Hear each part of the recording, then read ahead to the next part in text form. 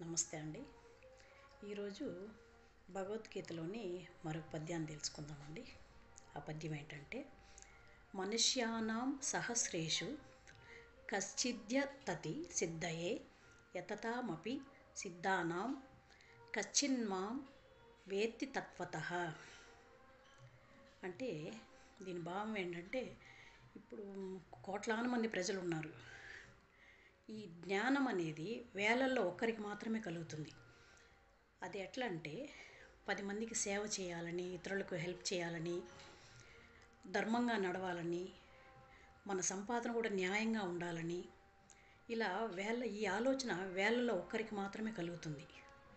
అలా వేలల్లో ఒక్కరిగా ఉండాలని ఎవరైతే ప్రయత్నిస్తారో అలాంటి వారు దైవం అంటే ఏంటి, అసలు భగవంతుడు ఎలా ఉంటాడు, భగవంతుడు అంటే ఏంటి అనే దాన్ని, ఆ రహస్యాన్ని తెలుసుకోగలుగుతారు. వాళ్ళకి ఎట్లా అంటే, సాటి మనిషికి సహాయం చేయడమే భగవంతుడని భావిస్తారు. అలాంటి వాళ్ళు వేలల్లో ఒక్కరు మాత్రమే అవ్వగలుగుతున్నారు.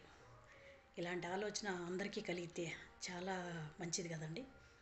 మంచి భావం ఉంది ఈ పద్యంలో. Thank you.